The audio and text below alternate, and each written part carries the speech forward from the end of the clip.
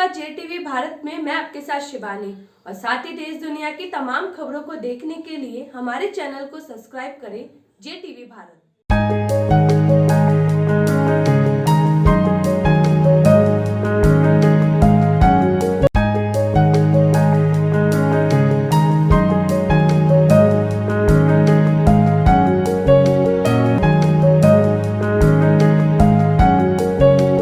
शुजालपुर में कलयुगी सौतेले पिता की नापाक करतूत। कलयुगी सौतेले पिता ने की नाबालिग बेटी के साथ छेड़छाड़।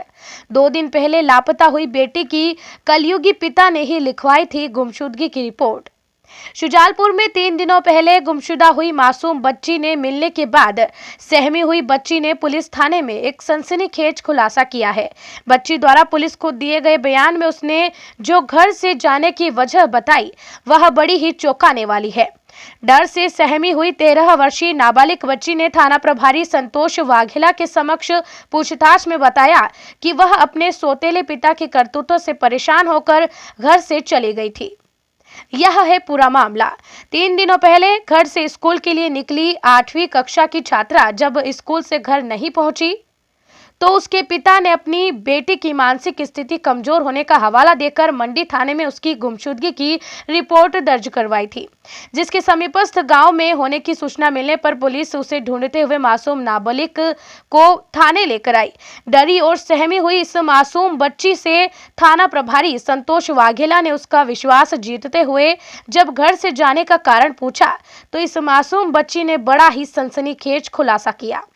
नाबालिग ने पुलिस और न्यायालय के सामने दिए अपने कथनों में अपने सौतेले पिता द्वारा बुरी नीयत रखते हुए छेड़खानी और अश्लील काम करने की शिकायत करते हुए कहा कि यह उसका सौतेला पिता है। 10 वर्ष पूर्व उसकी मां ने इससे शादी की, तब से ही वह इनके साथ रह रही है।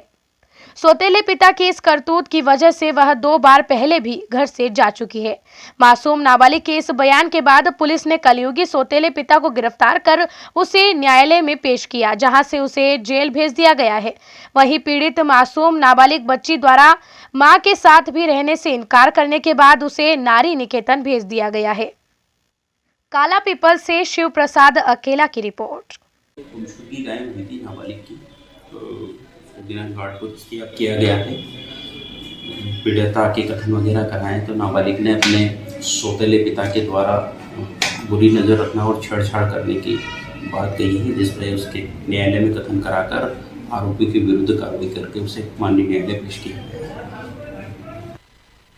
दिनांक 7 को एक गुमशुदगी गायब हुई थी नाबालिग की, तो दिनांक 8 को किया गया है।